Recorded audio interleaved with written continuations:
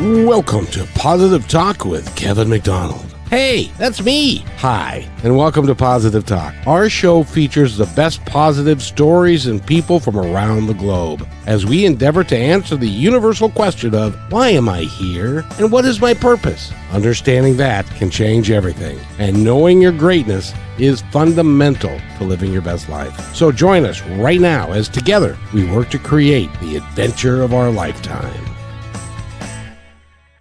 And welcome to the show, everybody.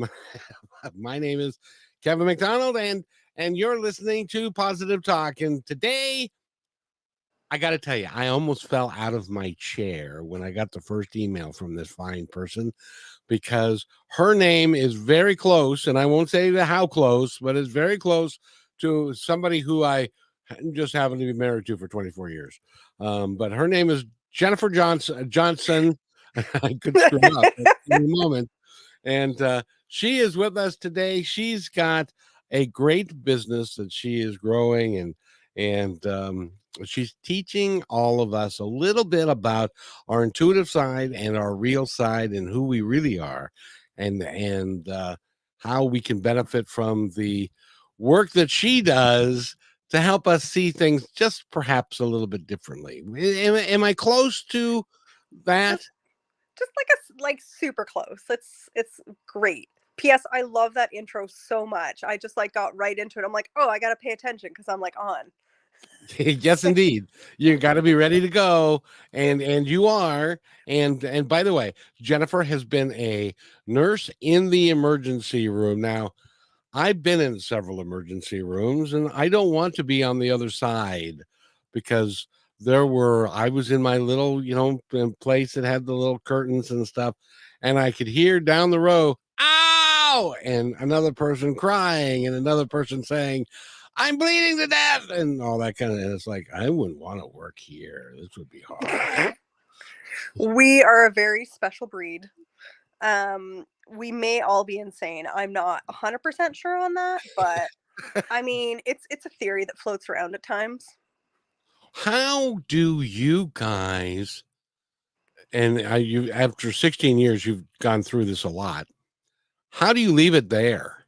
And when you go home, and do you dream about it? I mean, I used to be a bus driver, and I dream sometimes that I'm in my bus and I'm driving and I don't know where I'm going, or I can't get to where do you ever have that with like a patient when you're dreaming? It's like, I don't know where your liver is. I can't find it. It's here someplace. Honestly, the number of times, and it's an ongoing joke because we've all done it at different points in our careers, but you will go to bed, especially after night shift, because you're extra exhausted, you're super confused, you're going to bed. You will wake up and be like, oh my gosh, did I waste that medication? Did I give that medication? Did I chart it? And you'll sit there and you're like, what day is it? What time is it? I don't understand. And then you'll end up calling the unit to be like, can you just go into the chart for me, check on this, and tell me that I charted it? Because if I didn't, could you chart it not for me, but could you just make a note of it? And so it's happened tons of times. It's also happened where you're dreaming of the dinging, the constant dinging, and of various levels and sounds and pitches and frequencies. You can't help but, if it's been a really rough night where it's been all night, you can't help but go home, and you're driving home, the radio's silent. It's bad if the radio is silent and you're just driving home, and you get home and you're just silence. Nobody talk to me. I'm so overstimulated. It's not even funny. Just please, nobody talk to me. And then you'll dream about the dinging all night. It's I have a quick story for you. When I had my right hip replaced like 10, 12 years ago. And at that time, I was a bus driver, and I was getting up at 3:45 in the morning. And so it was dark in the hospital room. It was in like about 3 o'clock in the morning when I would wake up. And for some reason, because of the drugs I was on or whatever it was, the good I drugs. I started to get out of bed because I had to go drive my bus. So I get my legs in, and it took a while because it hurt. Yeah. And my legs were dangling over the side of the bed, and the nurse came in and said, "What are you doing?" And I said, "I gotta go work. I gotta go drive the bus. I gotta go drive my bus." And she said, "No, you don't. You're in the hospital, and you're in a hospital bed. Let's get back into bed." She was so sweet. She was so nice. She But was tired. As long as you only did it once well, and you were able to be redirected, that's fine. It's oh, those who it's like you're in and out of there several times in an hour and you're just like, "Sir, the chickens are fine. The police are not on their way over. It's fine. Just please, it is 4 in the morning.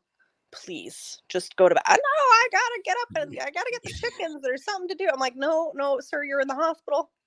what You can't." the Sorry? interesting yeah, but apparently these two, because she called for assistance and Yes. the other nurse came in, and they apparently were kind of experienced because they put me back into bed and I fell asleep and I woke up and my hands were tied to the bed. They weren't messing around. No, they, they were like, "We got better things to do. You're going to keep your fat little bottom in bed, and you're not moving."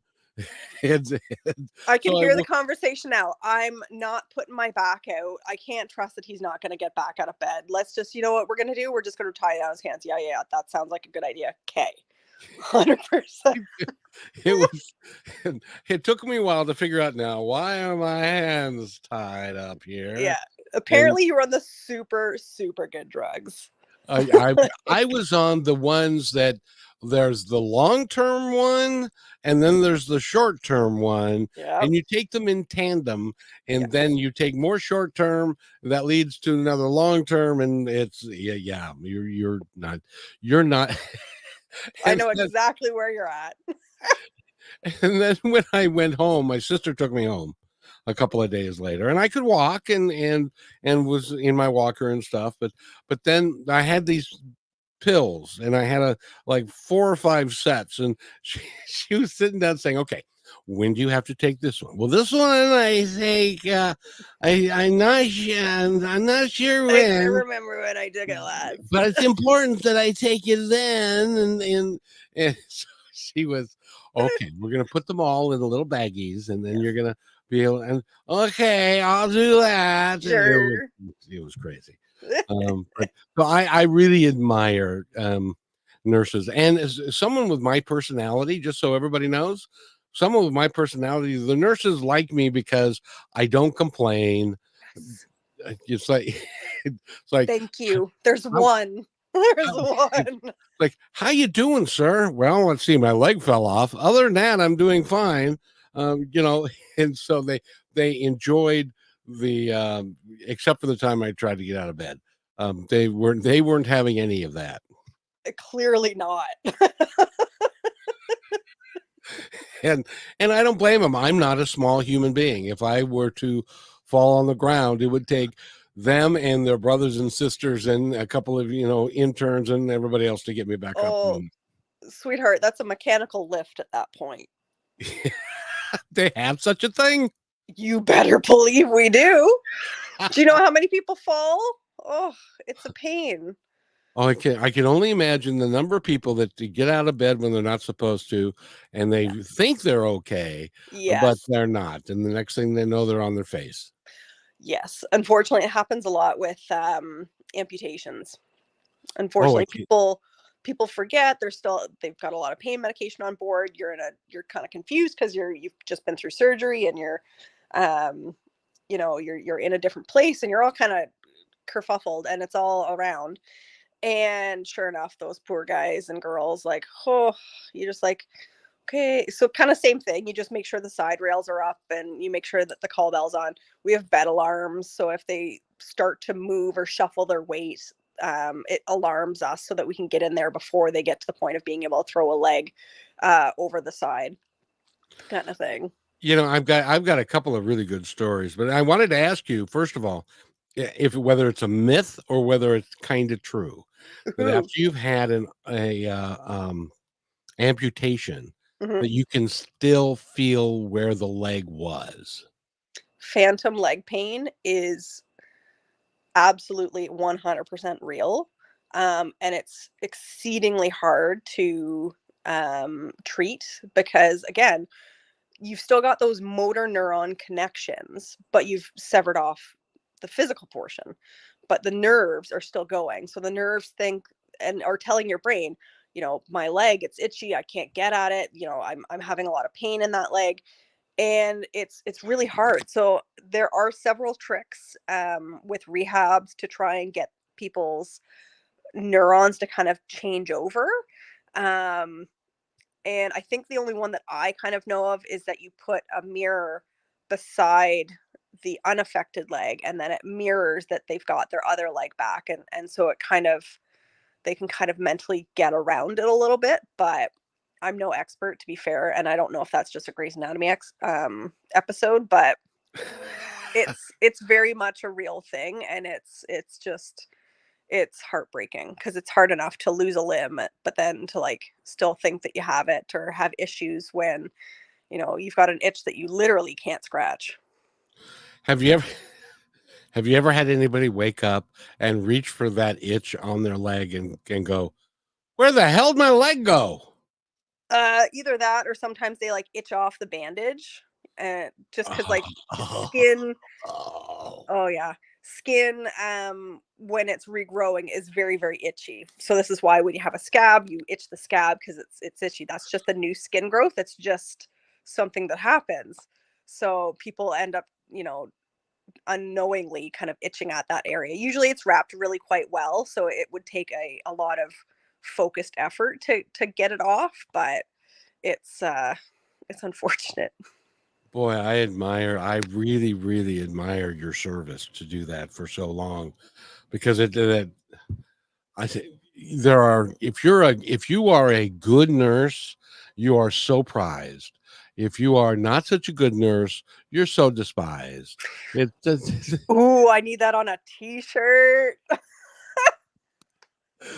and I just made that up all by myself. You're like Chat GPT live. What are we doing? Exactly. So yeah, I mean it really is a nurses can be, like now did you do the ICU a lot? I haven't done the ICU a ton. Usually the ICU and the ER are kind of at odds because we're just a little bit of opposite personalities. Usually the ER is very ADHD and it's like squirrel and we're off and running, and you know the ER is big bandage issues. We slap a band-aid on it, we're on to the next. We're not focusing on care planning 3 4 5 days in advance. We're just not. We just need to get the IV in now. I don't care where it is, I just need access now. Whereas the ICU, they are still a little ADHD, but they're more OCD type A focused. To sit there and stare at somebody for 12 hours, I can't imagine it. It's way beyond me. I need to move. So, and not to say that they don't move, especially in the big ICUs, but from the ICUs that I've been exposed to, you sit mostly for the shift. From what I hear, this is all gospel. I've only worked a couple of ICUs, like shifts here and there, and I did a lot of sitting. You know, I got to ask you if you get irritated with other nurses because one time, one, one time I had to have an IV put in because I had sepsis, and that's where you get the rash starts growing, and it was literally growing up my leg, and Blood I'm like, poisoning. yeah, and and stuff, and they put the IV in my elbow Elbow. and right here. But one of the protocols is you have to do um, antibiotics intravenously, Yeah. and they chose to use the same IV as that. But whenever I would move my arm, It the would beep. alarm would go off. So here's the trick. That was definitely an ER nurse that put in that IV. We're sorry. But again, we just needed access as soon as we could, right? Because the Right. sooner we get antibiotics into you, the sooner you do better. who knows what your blood pressure was doing at the time. Maybe you needed fluids. Yeah, or medications through the IV. So we just throw in the IV wherever we can find it. And truly, the one in your elbow has at least like 1 to 3 sometimes that we can get a good handle on. And they're much larger than your hand. They're much larger than kind of down your wrist, that kind of thing. So for us, it's instead of wasting time fiddling around with a hand IV, and we normally will also take blood out of the IV after we start it. So it's like a 2-for-1. So if I can put a bigger IV in your elbow and it's going to last longer and I can take blood off of it, I'm going to do that versus fiddling with a smaller IV in your hand that's probably going to clot off after a few days if you're not running fluids all the time. The ICU nurses, and to be fair, the floor nurses hate us for that purpose. And I understand, because when we start the IVs and the patients are staying in our department for days on end, it's the exact same issue. The pumps are going off. Here's the fix. The ER nurses do not use the pumps. So the pumps aren't going off. It may take the IV medication a little bit slower to go in, but you're not dinging all night long. And then the patient's not waking up. They're getting a little bit better of a sleep. Then they're healing a little bit better. Like, it's a whole chain of events. So, once we get some fluids into you, you're getting to feel better. We've probably got to change that IV after like 2-3 days anyways. Then when you're feeling a bit better and I've got all the time in the world, yeah, we'll recite it somewhere else and I can hopefully get something maybe on your arm. But I know they hate us and I'm sorry, but just run it off the pump. I don't know what else to say. It was so because it was like, damn it, I gotta go in there again. It's like, I'm sorry, I tried not to move. I know. The number of times I've tried not to move and I'm like, oh, I'm sorry, but but again, if I'm annoyed to too much of a point and you're doing better and I have the time to try and recite that IV, I will absolutely try and recite that IV. I even suggested that. I said, why don't you move the damn thing? Yeah. If you're having so many problems with it, move. And he's, oh, no, I can't do that. Well, no, you don't take it out until, if you're going to potentially need to anyways, or you're staying a couple of days, you just keep the other one in. It keeps for a good couple of days. That's fine. Start another one, do that. And then if the AC one goes, you've already got the other one. You never take out an IV without having having the second one already in situ. That's for sure. That's a hard life lesson. Because the second you take it out before having a new IV, you're not going to be able to get the second IV. Anything. It's just So, Murphy's Law. So this is one of those things that when you are in nurses school, you learn some stuff, but really it's practical, real life stuff that you only can learn on the job. Absolutely. They don't even teach you how to put in an IV in nursing school. Really? Yeah. That's on the job training. We'll teach you how to take one out. Well, it doesn't take much to know how to take it out. You just remove the tape and the thing, falls out on its own practically half the time. I'm like, it just slides out. There's no trick to it. You just pull back and it just falls out of you. Like, there's nothing fancy about that. But putting it in is an absolute art form, especially if somebody's a very hard stick, or they're really, really sick and their blood pressure is really low. And so their veins aren't filling up like you need them to really see what's going on. I mean, I've put IVs in all sorts of weird and wonderful places just to be able to have access. I have put ones in the chest before. I've done scalp IVs, both on babies and an adult in a resuscitation scenario. Don't come for me. Feet, legs, shoulders, whatever I can get, I will get. And this is probably way too much information for somebody. Let's go. Queen of too much information over here. But when you have a hip replacement, yep, you're going to be down for a while. Yep. and you're going to be laying down for a while, and Yep. you're going to get up at one point or another, but you're not going to be able to just kind of spring out of bed to go use the restroom. Yes. So they put in what's called a catheter, Yes. The and that joys. and that and I've had several of those. And the fun one was a guy said, "Well, it's time to take you." And there was a male nurse, Yeah. and he said, "It's time to take your catheter out." He put the rubber gloves on, and he said, "Okay, this is what you do: you grab it here and pull to me." No, you deflate the balloon first and foremost, and I don't. then I will tell you to cough or try to distract you. And when you're off looking to the side, then I like quickie pull it out. But no, you pull out you deflate the balloon first and foremost, or else you're doing a heck of a lot of damage to the urethra. And I figured, well, he just didn't want any part of me, and I can't blame him, but that's what he's trained to do. That's what he's trained to do. So he should be doing it. Just saying. but but it was, and the other thing that I learned, because I had to do it myself, them things is long. They go They down. are they go on forever, my friend. It is like when you have one of those done, you think, well, when you just regularly use the restroom, you figure, well, I'm going, and it's a short little journey from Yeah. your bladder to wherever it exits, and Not that's men. not even close. So females, the actual like measurements, it's an inch to 2 maybe. Males, it's a good like 10 to 12 to 14 inches depending, And it's to like, get all the way up into the bladder and to a point where you can get past the prostate and all that. So it's something else for and you sure. learn. That's amazing what you learn in all of that. And it's And we'll never forget. here.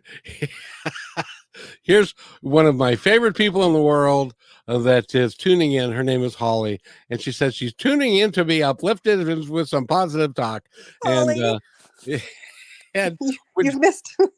you missed the good part, but don't worry, we're gonna not gonna talk about uplifting things or stuff, but Let's not even. We're really pushing our luck with that one. we really are. We're talking with Jennifer Johnson. She is a nurse. She's been a nurse for 16 years as an ER nurse, and she also works with people and to for them to learn a bit more about their passion, to understand who they really are, and to become who they really are. And she does that through a little bit of intuition that she uses from time to time, although she's very quiet about doing that when she's in the ER, I would imagine. I feel that you're going to be just fine. You can't, that's when it wouldn't work very well. Usually it's I'm dying. And my standard response is, "Do you see me running to grab a doctor? Do you see me moving quickly?" No. No, you don't want to be very honest. You don't want me to be interested in what's going on because that's usually not a very good sign on your part. And by the way, while we have Holly here, what we're going to do is this is her voice doing this commercial. So we're going to play this real quick, and then we'll be right back with more with Jennifer Johnson. Go to our website, which is rxforgrowth.com, and we'll be right back. You're listening to Positive Talk Radio. We're going to take a short break to tell you audio and music creators about our commercial affiliate, Lyric Vids, specializing in creating amazing and engaging lyric videos. Are you looking to promote your videos in the most engaging way, but you don't have an animator and an editor? Whether you're an artist, musician, or business with a message to share, our lyric videos are designed to hook viewers and amplify your reach. Go to positivetalkradio.net/lyric vids. That's positivetalkradio.net/LYRICVIDS now to get started. Welcome back to Positive Talk Radio. We hope you enjoyed learning about our affiliate Lyric Vids, who specialize in creating captivating animated lyric videos. Now let's get back to the show.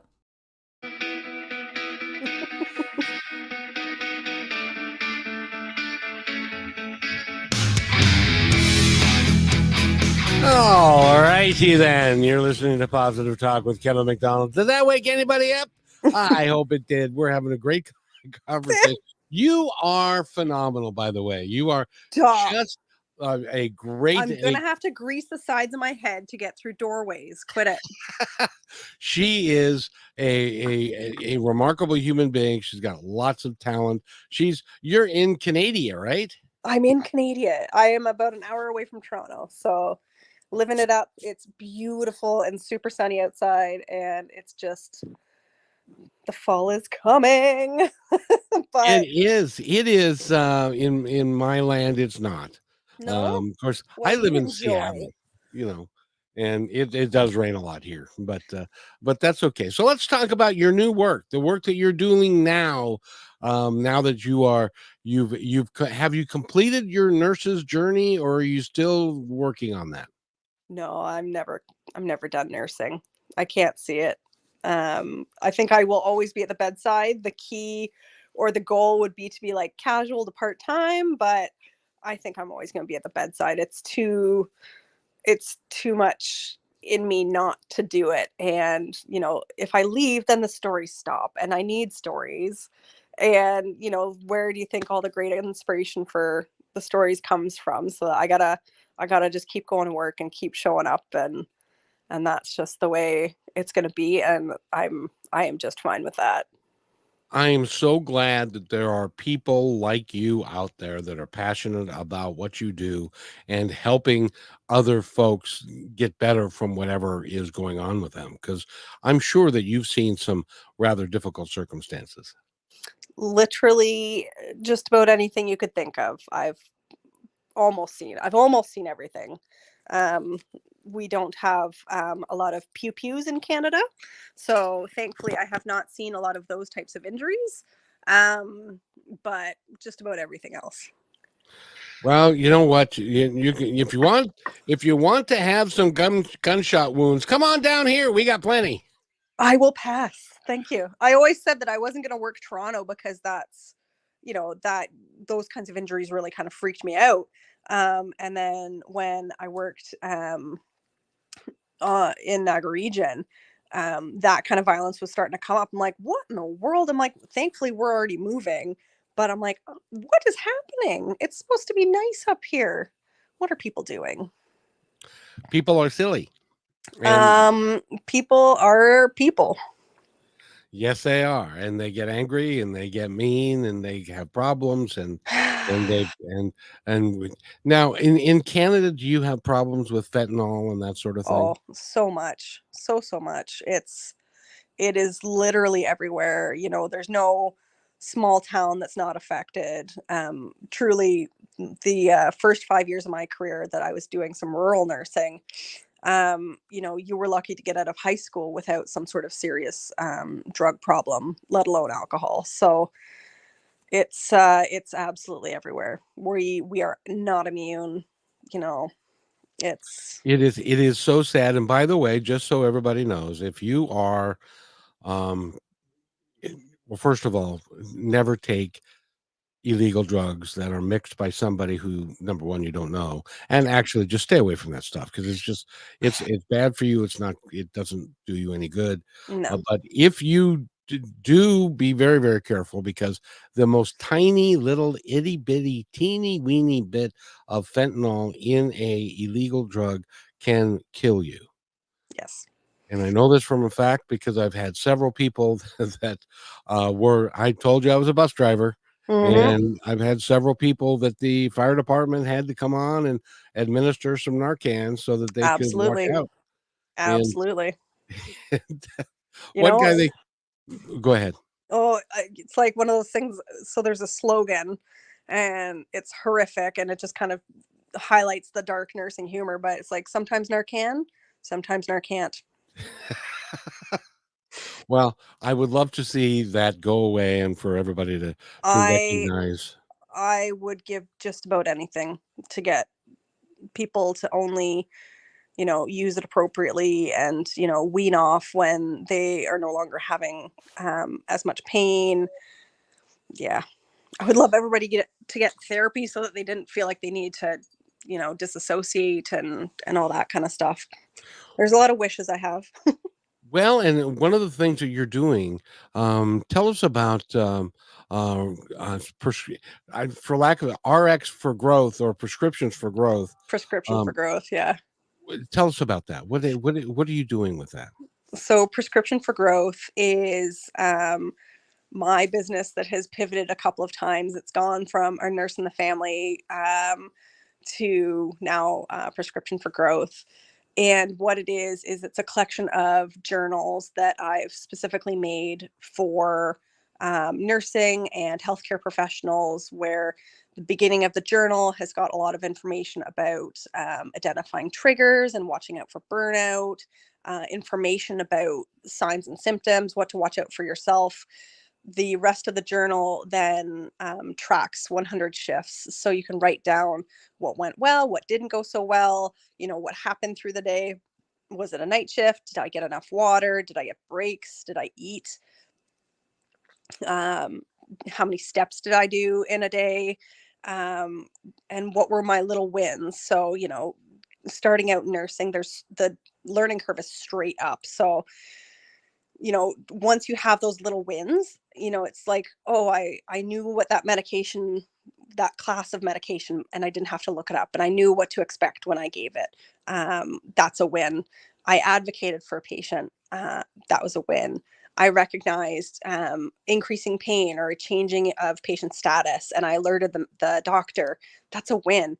It's all these little wins that we kind of are very quick to dismiss, but the new nurses coming in, when they have a really bad day, which happens fairly often when you're first starting out, you don't have a really big win to then go, oh no, I do know what I'm doing. This is just a bad day. Instead, you kind of go down that spiral of, why am I a nurse? I don't know what I'm doing. I don't know what's happening. Something bad happened. I'm not sure how to cope. And so this way you can go back into your own journal and say, oh, but no, look at this. I've got like a skills checklist that now I can do all these skills. I've got all these examples of things that I did that were learning within the nursing, my nursing job, and look how far I've come from where I've started. So the idea is that we're talking about all of the things that we don't get taught in nursing school. So there's also a grief journal. There's prompts about grief and how to process, and space to write about 5 patient deaths. There's a wellness journal. So again, another more focusing on setting boundaries and taking care of yourself first, and learning that self-care isn't selfish. And, you can say no to the shift. They can try and guilt you all you want, but you can say no. It's not your job to staff whatever department that you're on. It's not your personal job to staff the department. That's management's job. So you work to help, now that you've had so much experience, Yeah. you work to help other people with less experience Yeah. who are on that road to getting there. But it takes time and it takes effort. When we come back, I can only imagine that when a doctor is overworked and he's feeling a little grumpy and the nurse does something that he doesn't like, that becomes a really bad day for her. And we're going to talk about, or him. We're going to talk about that when we come back. You're listening to Brushwood Media Network, the best in syndicated talk, news, and entertainment shows. As you go about your daily life, look closer. As you gather with family and friends who love and support you, look closer.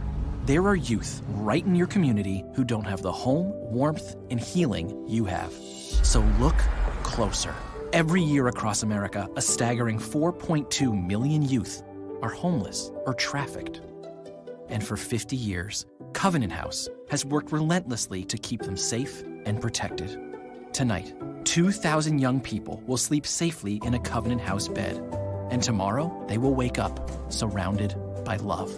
They get clean clothes, hot meals, medical care, and a safe place to sleep. 24 hours a day, 7 days a week. In sites across America to help them fulfill the great promise of their lives. So look closer at Covenant House. To help or get help, go to covenanthouse.org. And welcome back to Positive Talk with Kevin McDonald. And we've got a great guest for you today. Her name is Jennifer Johnson. Prescriptionforgrowth.com is where you go. She can help you. She's got lots of educational offerings. She's got a book, and you can log in and you can actually talk to her. She's a delightful human being. She really is. You can be my nurse anytime, except I got to ask you this, because I think she got into trouble, and I'm not sure, but I think so. When we had our second child, we decided that it would be better for me to get fixed than for my wife to get fixed, and Rightfully so. Yep. and we decided that I would go through a vasectomy. So two things about that. I was sitting there, and of course you're naked from the waist down, and the guy was working on it, and it's like he dropped something and he goes, "Damn it." And I said, and I was awake, and I said, Yes. it's really not a good idea if you're working on that part of my body to say "damn it" at one point. that gives me kind of a less than good feeling about I that. don't feel very supported in this scenario. I'm a That's little concerned about what's happening down there. exactly. And a nurse came in, a younger nurse, female, came in to observe the procedure. And of course, they asked if it would be okay if she watched the procedure. And I said, well, I'm already here and you've got me, open from stem to stern. So what the hell? And so a couple of weeks later, I went back get my stitches out in the post-op, and she was in the nurse's station, and there were a bunch of other people around. And I said, hi. And she said, oh, I remember you, but the last time I saw you, you were naked. And I'm not sure if she could get into trouble for that. That's not exactly something that I personally would say. I may think it. But I'd be like, oh yeah, hi. I mean, to be fair, the amount of people I see in a day, I would fake that I knew you anyways, just because you made the initial effort of being like, oh hey. I would have probably faked it. Could she get in trouble? It's more of like a, hey, maybe we don't say that in the middle of the nursing station in front of all the patients and all the things. Maybe know your audience, maybe kind of realize where you are in the world, and maybe that might not be such a great idea for next time. Well, and part of it was I was not a crotchety old guy, No. I mean, I took it well, and I may have made some comment like, well, next time we'll have to reverse that. Something like that I may have done, but that's kind of my humor. So, but you have got the website, and you've Yep. got educational offerings for doctors and for nurses and stuff. Do you also work with the general population and when you do work with them, what does that look like? So with offerings, so I'm also on Etsy, and on Etsy are my body scans. And so I am a medical intuitive. With all these interviews, I might as well just come out and say it and be loud and proud. And so That's exactly right. I've learned through the years that it's, I've got this ability, and maybe that's helping me at work also. But it's just like, okay, so the general public will send me a unaltered photo of them. I'll just kind of zoom in on the eyes and just kind of sit in silence and meditate a bit. And then my body, like I'll feel in my body where the pain that they're feeling. So whether it's an ache or a twitch, chest heaviness, chest tightness, dizziness, hungover headache feeling, I've been doing it a while now, so I felt a lot. And for me, it's, obviously I can't diagnose, but if you were to come into my ER and you're having these types of symptoms, this is what I would kind of say. And it's not just the physical pain, but I also will then give you like how that equates to emotional pain as well. So you're having chest pain. Well, the chest is also grief and and resentment and that kind of thing. So, could you be having chest pain and a heart attack? Absolutely. But also just be mindful that maybe it's a little bit of grief that you're carrying. There's I think it's Takimoto's cardiomyopathy, where they call it the broken heart syndrome, because after a loved one dies, the spouse sometimes will die very shortly after, within a few months or so. And they can't prove why that's happening, but they equate it to, all of a sudden, this person develops, because of the grief, it puts such a strain on their entire body that they develop this cardiomyopathy, and then they end up dying. I So there's a huge link between emotions and their role in illness and wellness. And so it's just something that I'm kind of diving into, and hoping to kind of link a little bit better in the Western world. Why do you think the Western world's taken so long to discover?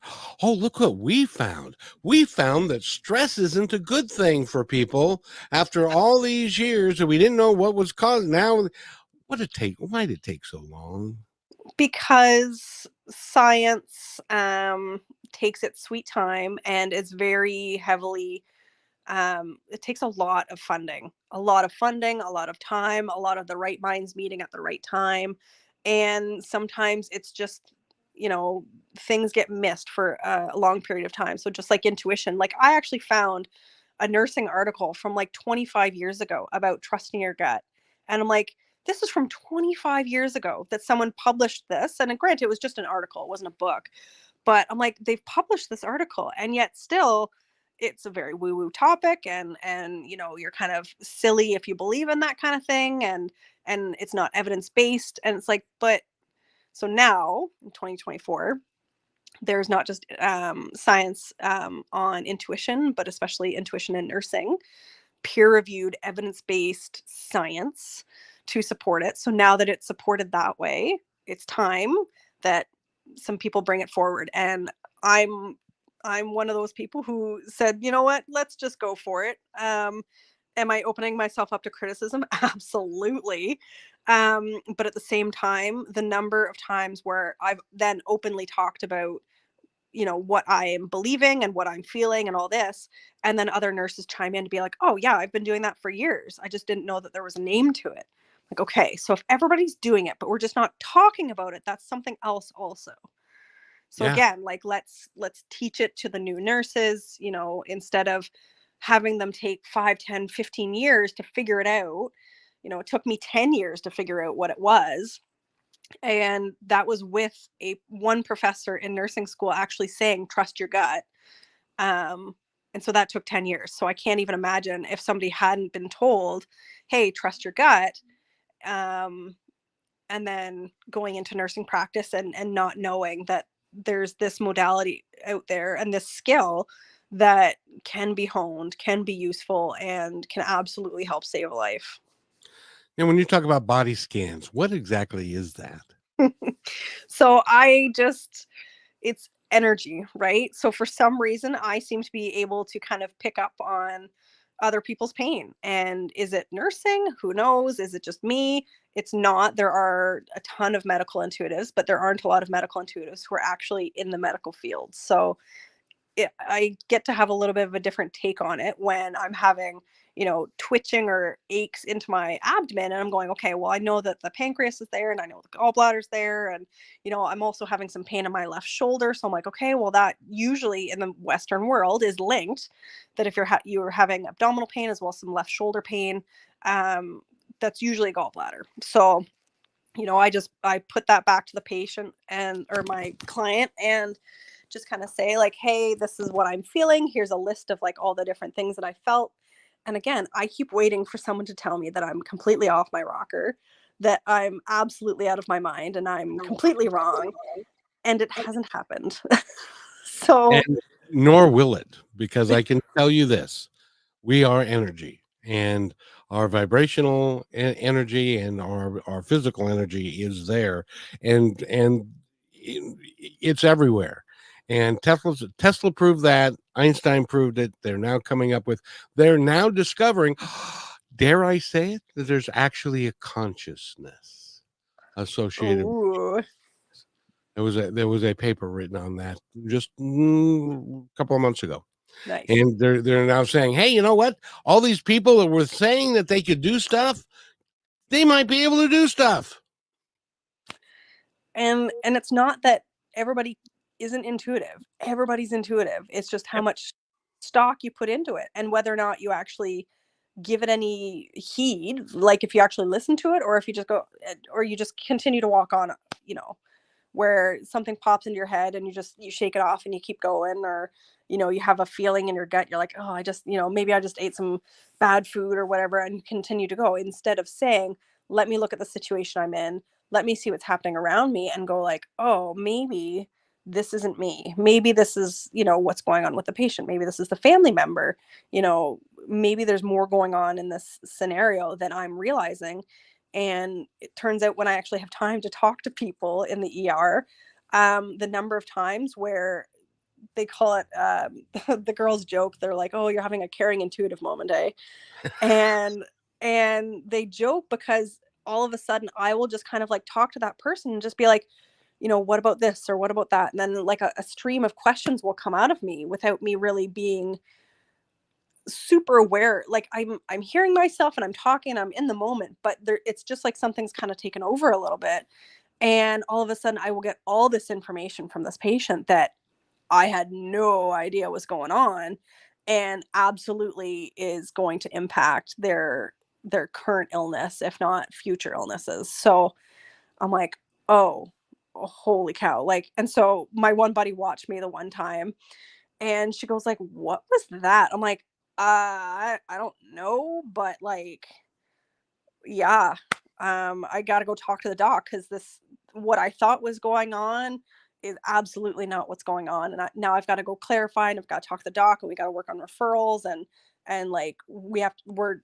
completely switching gears. Like, this is nowhere near what we thought it was. It wasn't just some kid getting blackout drunk. Now it's this poor kid is having PTSD and, is only able to sleep when he's blackout drunk. So I'm like, oh, that changes everything. And so now I've got to go back to my doc and say, hey, we were totally wrong. This is what we got to do. Like, can we get referrals and supports and therapy and social work involved, and and go on. And my doc's going like, how did you figure that out? I'm like, I don't know. Like, I just don't know. Well, I can tell you, I've done well over 2,000 interviews.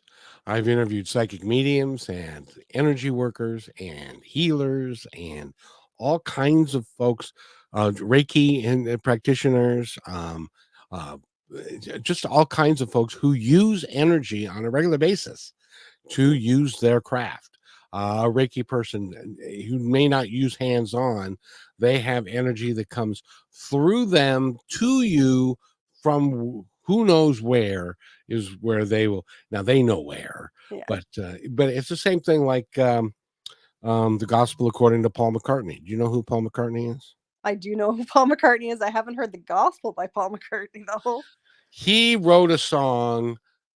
He woke up with the song in his head. Mm-hmm. Had no idea. He walked around for 2 weeks. He played. He put some chords to it and stuff. He played it for John. John had never heard it. He played it for Brian Epstein. Brian had never heard of it. Ringo. All the people that he talked to had never heard of the song. He swore that it was from someplace, and so he ended up putting lyrics to it, and the song became known as "Yesterday," which has been covered more than 3,000 times because of its quality of the music that he didn't write. And he to this day, he'll tell you, I don't know where it came from. That's your intuition. That is a source that comes to you. Authors have it all the time. Musicians have it. A lot of people, a mechanic can have it, who's really good at what he does because he can sense it. It's everywhere. It's Yes. You cannot poo-poo it because, that's woo-woo stuff. It's Because woo-woo. it's not. It's real. It's and I have proof that my parents and grandparents talked to my sister from John Edward, Wow. because John Edward was on my show, and I set up my sister to talk to him because I wasn't supposed to, but he. Of course, you're going to set up your sister with John Edwards. It takes, I don't even know how much a reading from him would even cost, let alone the wait time. The wait time is 2 years, and it's $500. Holy So cow. so anyway, he picked when all my grandparents died, and not when, but what they died of. Mhm.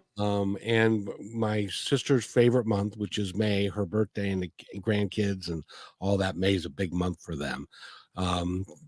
Just a bunch of stuff, including the letter R means something to her. And she said my brother's name is Randy, but she forgot that her husband's name is Roger. Bypass that one. We're just gonna. Yeah. So it's one of those things where I've seen it. I know it. So it's not, for me, it's not a belief. What you do isn't a belief for me that I think it may be true. If you've experienced it, it's because it's happened to you. And it's happened to you repeatedly because it is true. The only thing that you do differently than a lot of people is you don't say, no, I can't be doing that. That's not real.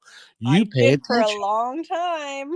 Well, You know? but you didn't you, at what point did you have so much evidence that you could no longer poo-poo it? So with COVID and going through it, the Canadian government gave full-time nurses like $5,000. It was like 2,200 by the time taxes came off. But my husband and I were talking, and I'm just like, you know what? It's August of the first year. I just want to spend this on the most ridiculous thing I can absolutely think of, and it ended up being psychic classes from a friend of mine who I'd met a couple years prior, and her and I'd kind of hung out here and there. And I'd had readings from her as a psychic medium, and was left in tears as per usual. And so she was offering psychic classes. So I'm like, you know what? I'm just gonna blow this cash on like psych classes, because like, why not? And so sure enough, she's like, oh no, you're a medical intuitive. I'm like, huh. I'm like, because I kind of had already come to the terms of being an empath. I had been told that I was, the word was psychic years before this, but I'm just like, oh, am I? I don't think so. I'm too logical for that. And then it came up again with this medical intuition. I'm like, okay, well, again, let me just try it out. Let me just see. Let me offer readings for $5 on people I don't know. Put it up on Etsy for $5, and got a bunch of people and all over the world. And again, was just waiting for them to say, nah, you're totally wrong. Just like whatever. And sure enough, they're like, oh my God, like, yeah, how did you know that? And I'm like, I don't know. I was waiting for you to tell me I was wrong. Like, so it's just, you finally get enough, after 150 readings, you kind of go, oh, okay, like this actually, maybe I should pay a little bit more attention to this and give it a little bit more credence than I'm currently giving it. So have leaned into it real hard, and the more I talk about it, the more the girls at work and the guys at work talk about it, then the docs talk about it, and then the housekeepers talk about it, and then we all just get into this very large conversation about like all these crazy things that not only happen at work but happen to everybody, or loved ones, or what we've seen. And it's like, well, of course we're exposed to this, because like, who else is more exposed to death than us, than police, fire, EMS, or an undertaker, or funeral home. Like, I don't know of anybody else who would see death as much as us. And so of course, like, how can you not develop some interesting rituals and beliefs and experiences dealing with the dead Well, and the dying. and the And dying and the it's dying? because I'll tell you, and I know for a fact, because my father went through this on his deathbed, that my grandmother and grandfather came to get him. Now they'd been gone a while, and he was partially paralyzed. He had, and which I felt really sorry for him, because he was paralyzed. He could no longer swallow. And I don't know who you are, but if you can't swallow, That's take me, awful. Lord, take me now. Because that would be Yep. awful. And his hand was also paralyzed, but his arm still worked. Yeah. And he couldn't speak, and he was kind of coming in and out of coherence. But he raised his right arm to the sky and started talking gibberish to the corner of the room. And my sister was next to me, and she goes, "What are you looking at, Dad? What's up there?" And I said, "I know. I know." And it's not a one-off. A lot of people do that. A lot of people. So I don't know if you've ever read the book The In-Between by Hallie Vhlos, Vhlos, I believe. But she's a hospice nurse. And so her whole book is telling experiences with death and dying and people's like last words and the lessons she's learned through all this. I can't even get through one chapter on an audiobook at a time without bawling my face off, but it is a phenomenal book, an absolutely phenomenal book. And she goes through the same things where people will kind of have an increase where all of a sudden they weren't coherent and now they are coherent, and they actually look like they're maybe getting better for 12 hours a day maybe. And the family's all excited, and like the nurses are looking at each other going like, oh no, this is the up before the down. And so they'll do that. They'll see family members or dead people or the death rattle and all of the clinical signs that they're getting close. It's hard to miss kind of the magic in palliative care when how much more of an intimate moment can you get with somebody than birth, but death, like. But I'm here to tell you from all the experience I've had and the people that I've talked to, birth is much more difficult than death is on the person. Absolutely. There's so much more pain with birth than death if done right. Yes, and another book that I'd love to reference is called Journey of Souls by Dr. Michael Newton. Okay. And it is about near-death experiences. He's a hypnotherapist, near-death experiences, and also the experiences that we have between lives. Mm-hmm. And he has something called, this is kind of cool. He has something called the Michael Institute, and it's a hypnology training class. And there are people that he teaches to do what he taught. Well, Yeah. he has passed on. I interviewed him in 2004. He's passed on about 2011. And another gentleman that I know that was in that class, he says he's gone to the other side and had a conversation with Michael Newton on the other side. That's so cool. And something just fell, and I'm like, the window's closed, everything's closed. Why? I'm like, okay, haha, very funny. It's the But energy, again, my friend. I'm just like, okay, that's fine. Thank you very much. I'm aware of you. I get it. I appreciate you're here. I'm curious to know who you are, but I understand. And when I go to mediums, it's just like family doesn't come through, patients come through. That's because you had a much bigger impact on them, and they want to thank you for the impact that you had on them because you're such a delightful soul. We've been talking with Jennifer Johnson, and go to her website, which is rx4growth.com. Will you come back and talk to me? I just have enjoyed this, and there's so much more to talk about. So much more. And anything that you'd like to add before we go? Just trust your gut. And if you have a nurse that has even just done the bare minimum, just all it takes is a thank you. You have no idea the weight that just a thank you carries. And it's a thank you card carries even more because we can photocopy it, take a copy home, and then again, keep it for those really rough days. Because they really, really do care, because that job is too hard to do if you didn't care. Absolutely. Jennifer Johnson, thank you so much for being here. No problem. Have a good day. Thanks for listening to this episode of Positive Talk with Kevin McDonald. Our purpose is to provide everyone with a positive, entertaining, and educational experience. I would love your feedback and comments about the show, including possible topics and great guest suggestions. Please email me at kevin@kmmedia.pro. And remember, be kind to one another because each other's all we've got.